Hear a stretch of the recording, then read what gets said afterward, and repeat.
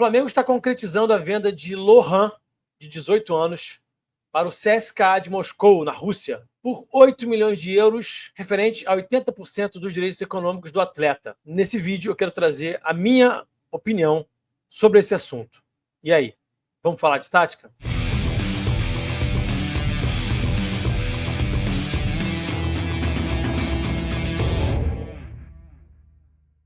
Sejam todos bem-vindos a mais um vídeo aqui no canal falando de tática. Antes da gente seguir para o conteúdo, quero obviamente fazer aquele pedido clássico de sempre, do like e da inscrição, e dizer para vocês que o curso Sistemas Táticos do Laboratório do Futebol está saindo por R$ 197,00, dá para parcelar e vale a pena. O custo-benefício é baixo. Se você quer conhecer mais sobre os sistemas táticos que permeiam o futebol moderno, o curso Sistemas Táticos do LabFut é uma ótima opção e você vai gostar. Entender os sistemas táticos ajuda muito para a gente entender melhor sobre o jogo. Eu uso muito o meu entendimento sobre cada um dos sistemas das minhas análises, me ajuda muito. Por que tal sistema funciona de tal forma? Por que tal sistema, de repente, tem um problema X ou Y? Nesse curso de sistemas táticos, você vai conhecer as vulnerabilidades e as qualidades de cada um dos sistemas táticos. É muito legal mesmo. Então, eu recomendo. Adquira o seu entrando aqui na descrição do vídeo e acessando o link. Vou deixar aqui também no comentário fixado.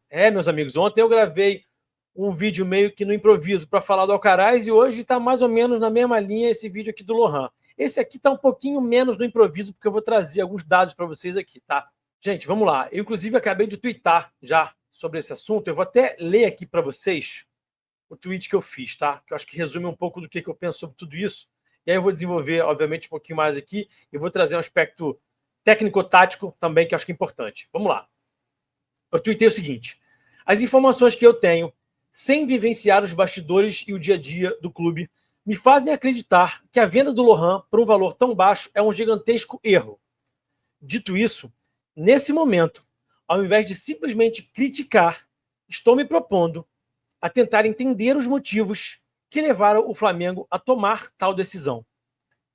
Minha intenção não é aliviar, passar pano, nem nada do tipo. É só uma vontade de fazer o exercício de tentar entender o porquê da venda por um preço tão baixo, ao invés de rotular como incompetência, maluquice e outros adjetivos que a gente lê, tanto no Twitter quanto também aqui nos comentários de YouTube, né?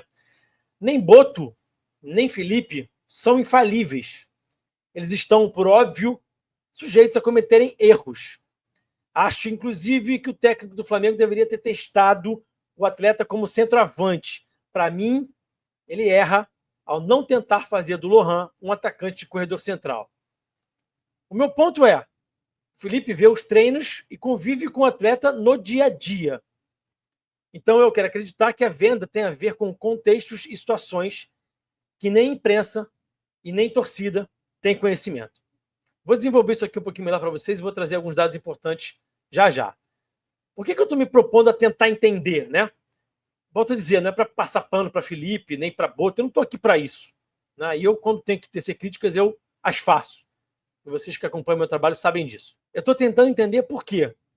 Porque talvez exista uma explicação tática, eu vou falar sobre ela já já, mas a mim me parece, de certa forma, até um pouco claro que situações de bastidores, situações que a imprensa e a torcida não têm conhecimento, podem explicar essa venda. Essa é a forma como eu vejo. Então o Felipe está lá no dia a dia, ele está lá convivendo com o atleta. Será que não houve alguma rusga entre Felipe e Lohan? Talvez a gente soubesse, talvez isso vazasse. Não dá para saber. Então tem esse ponto de bastidor que de repente a gente não sabe. E tem a questão dos treinos. O Felipe está vendo os treinos, está vendo a postura da vez do atleta nos treinos que de repente não é a postura que o Felipe espera de um atleta do Flamengo. Talvez o Felipe seja um cara mais exigente em relação a isso do que a gente possa imaginar. Vou voltar a falar, já li aqui para vocês o meu tweet, mas vou voltar a falar que eu acho que o Felipe erra ao não tentar fazer do Lohan um atacante. Embora ele tenha jogado bem como um meia central, como um meia atacante, que muitas vezes funciona como um segundo atacante também, hoje nesse 4-2-3-1 do futebol moderno, mas talvez fosse o caso de tentar colocar o garoto para jogar um pouco mais à frente, para ser um cara que vai trabalhar como um falso 9. Né? Ele tem características para isso, sustenta bem no pivô, é bom passador, finaliza bem. Então eu acho que o Felipe deveria ter tentado. Tá? Aí eu acho que o Felipe erra. E aí eu quero entrar no aspecto tático. Talvez o que explique, em parte, o fato do Felipe não morrer de amores pelo Lohan e achar que faz sentido vendê-lo por tão pouco, e aí é óbvio que é o Felipe com o Boto juntos, né, tomando essa decisão, passe por uma situação tática que é o sem bola do Lohan. A gente não fica só na base do opinião, né? Embora não se trate de uma mera opinião, porque eu observei isso com atenção assistindo as partidas do Lohan, mas para corroborar um pouquinho isso que eu já venho falando há algum tempo, eu vou trazer aqui para vocês alguns dados, tá? Eu não vou colocar esses dados na tela agora, eu vou ler ele para vocês, tá? Eu sei que eu costumo colocar na tela, mas dessa vez eu só vou ler, tá? Então eu levantei aqui 4 dados, tá? E eu vou falar deles para vocês. Vamos lá. Bolas recuperadas, tá? Estatísticas de bolas recuperadas na temporada 2024, e aqui eu estou falando de média por jogo. É média. Então é óbvio que quem tem menos partidas jogadas, menos minutos, vai ter números totais mais baixos. Mas quando você coloca na média, você consegue aferir de forma mais justa, tá? Então, bolas recuperadas, quando a gente levanta bolas recuperadas, é óbvio que o Lohan não vai competir, isso é importante dizer também, em indicadores de desempenho e estatísticas defensivas com jogadores de defesa. Mas se a gente for comparar com outros jogadores do meio para frente, meio atacantes, pontas, atacantes, aí é que realmente a coisa fica complicada. Por quê? Porque quando a gente fala aqui de bolas recuperadas, eu estou olhando aqui no Sports Base, uma plataforma profissional que eu uso para produzir muitos conteúdos aqui, que realmente são dados muito aprofundados. Essas plataformas como Sports Base, o Wisecout são plataformas que eu tenho acesso. Eu faço um investimento, não é barato, eu invisto para poder ter acesso nessas plataformas, para poder trazer o conteúdo aqui para vocês de qualidade. E essas plataformas são usadas por clubes, por analistas, por scouts do mundo todo. Tá? Então são informações bem apuradas, bem aprofundadas, bem mais do que esses aplicativos que a gente tem acesso aí de graça, tá? Com todo o respeito ao SofaScore e outros, FlashScore e tudo mais. Bom, feito esse parêntese, quando a gente vai falar de bolas recuperadas, o Lohan só está na frente do Gabriel Barbosa na temporada 2024. Média de 0,48 bolas recuperadas por partida, e o Gabriel foi o último nessa estatística com 0,26. Então ele está atrás, por exemplo, do Carlinhos, ele está atrás do Pedro, que todo mundo fala que não marca muito bem, ele está atrás do Michael, ele está atrás do Bruno Henrique, ele está atrás do Plata, do Arrascaeta, todo mundo fala que o Arrascaeta não marca, bem atrás do Arrascaeta. O Arrascaeta tem média de 1,72, 3 vezes mais do que o Lohan. Tá?